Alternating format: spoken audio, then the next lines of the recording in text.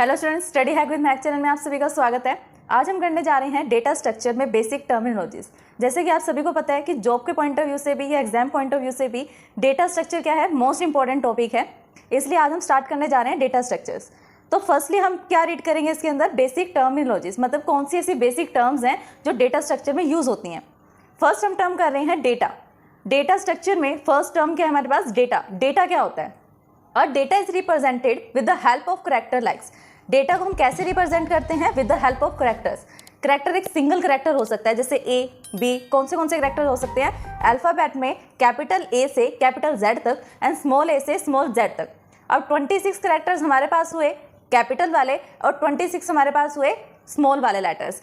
और हम क्या यूज कर सकते हैं एज अ करेक्टर में? Digits 0 to 9। हमारे चैनल स्टडी हैक विद महक को लाइक, ज़्यादा से ज़्यादा शेयर एंड सब्सक्राइब करें। अगर आपने सब्सक्राइब कर दिया है तो बाकी सभी डिवाइसेस से भी सब्सक्राइब करा सकते हैं, क्योंकि सब्सक्राइबर्स बहुत ज़रूरी हैं। देन कमेंट करें। हम कैसे यूज कर सकते हैं कि 0 से लेकर 9 तक हमारे पास कैसे करेक्टर्स हैं? सिर्फ सिंगल करेक्टर हैं। अगर हम 10 से स्टार्ट करेंगे तो 10 में हमारे पास 2 करेक्टर्स यूज हो रहे हैं, 0 and 1।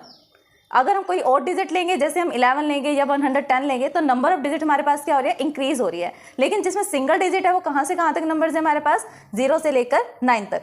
और कुछ स्पेशल करेक्टर्स भी ऐसे हो सकते हैं जिन्हें हम यूज करें एज अ करेक्टर या एज अ डेटा, जैसे प्लस का सिंबल है, माइनस, डिवाइड, मॉड्यूलस, डॉलर का सिंबल हो सकता है, हैशटैग हो सकता है, @ एक्सेट्रा। इन सब चीज़ों को मिलाकर हम क्या कहेंगे कि हम डेटा को कैसे रिप्रेजेंट कर रहे हैं? With the help of alphabets, with the help of digits and the some special characters.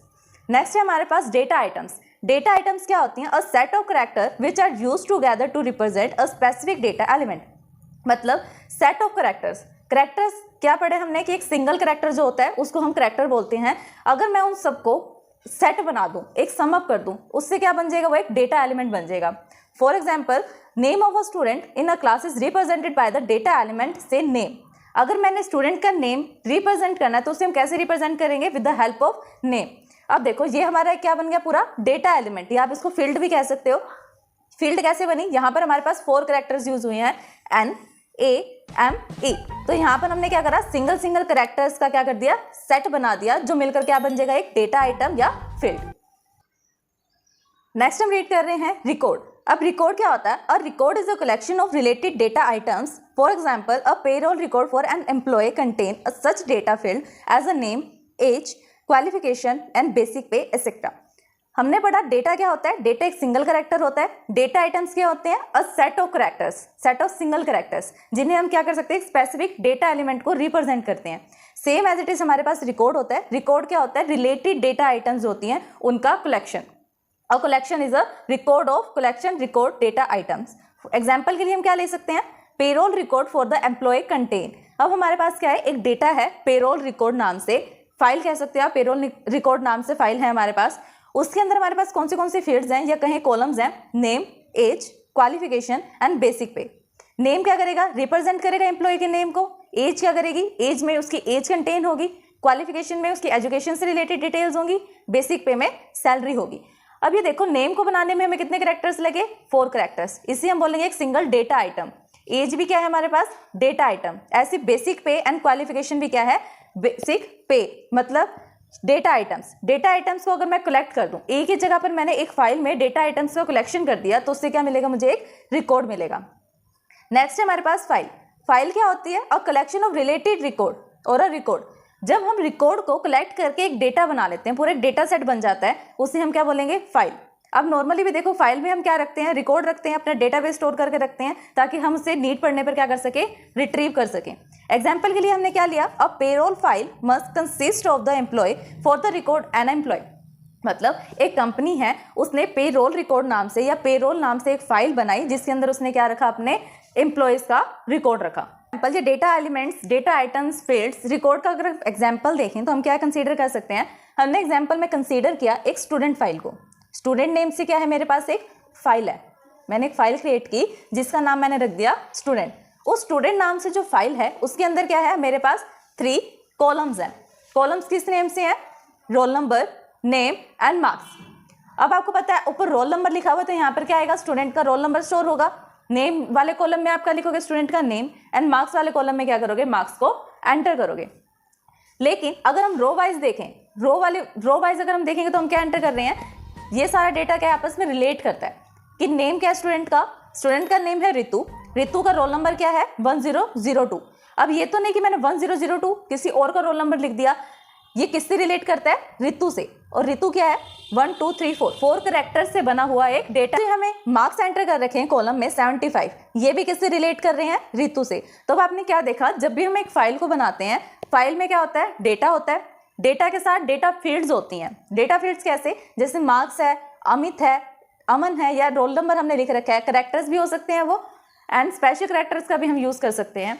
और हम क्या यूज करेंगे उसके साथ साथ न्यूमेरिकल डेटा 0 से लेकर 9 तक, उनके कॉम्बिनेशन से आगे फर्दर डिटेल्स बनती हैं। जैसे 0 से लेकर 9 के बीच में हमारे पास 8 आता है, 5 भी आता है, अगर मैंने उन्हें कंबाइन कर दिया तो मेरे पास क्या बन गया 85। ये हमारे पास है डेटा रिकॉर्ड या डेटा फील्ड्स। अगर हम एक पूरी रो को सिलेक्ट करें जिसका डेटा आपस में रिलेट कर रहा है, अब ये डेटा जो है रोल नंबर किससे रिलेट कर रहा है, अमित से, एंड जो मार्क्स किससे रिलेट कर रहे हैं, अमित से। तो इससे आपको क्या पता चला, मेरा डेटा क्या हो रहा है, आपस में रिलेट हो रहा है। और रिलेट कहाँ पर हो रहा है, एज अ रिकॉर्ड। तो इस पूरी रो को हम क्या कंसीडर कर सकते हैं, एज अ रिकॉर्ड कंसीडर कर सकते हैं। नेक्स्ट है हमारे पास इंफॉर्मेशन। अब इंफॉर्मेशन में क्या होता है, information is a processed data on which the decision and the actions are based. Information एक ऐसा प्रोसेस्ड डेटा होता है जिस पर हम क्या कर सकते हैं, डिसीजन मेकिंग को एक्सेस कर सकते हैं। मतलब information is a processed data. अब डेटा क्या होता है हमारे पास, डेटा एक रो डेटा होता है, मतलब डिफरेंट डेटाज हमारे पास हैं। अगर हम उन्हें कलेक्ट करके प्रोसेस करेंगे, ऑपरेशन परफॉर्म करेंगे, देन ऑपरेशन परफॉर्म होने के बाद जो हमें रिजल्ट मिलेगा उसको हम क्या बोलेंगे, उस रिजल्ट को इंफॉर्मेशन बोलेंगे। For the decision making to the meaningful and processed data must be quality for the following characteristics. अब वो क्या कह रहा है कि एक बेटर डिसीजन मेकिंग करने के लिए हमें कौन सी मीनिंगफुल इन्फॉर्मेशन चाहिए और उस इंफॉर्मेशन की कैरेक्टरिस्टिक्स क्या होनी चाहिए। सबसे फर्स्ट कैरेक्टरिस्टिक है हमारे पास टाइमली।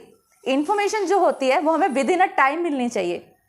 अगर हमें टाइम के अंदर वो इन्फॉर्मेशन मिलेगी तभी तो हम उसे इन्फॉर्मेशन कहेंगे, नहीं तो वो हमारे लिए क्या है, एक रो डेटा है। अगर टाइम पर इन्फॉर्मेशन नहीं मिली तो वो क्या बन जाएगा, रो डेटा। अगर विद इन अ टाइम अगर हमें इन्फॉर्मेशन मिलती है या डेटा मिलता है तो वो हमारे लिए क्या काम करेगा, एज अ इन्फॉर्मेशन काम करेगा। सेकेंड पॉइंट है एक्यूरेट। जो हम डेटा यूज कर रहे हैं, जो इन्फॉर्मेशन हम यूज कर रहे हैं वो एक्यूरेट होनी चाहिए।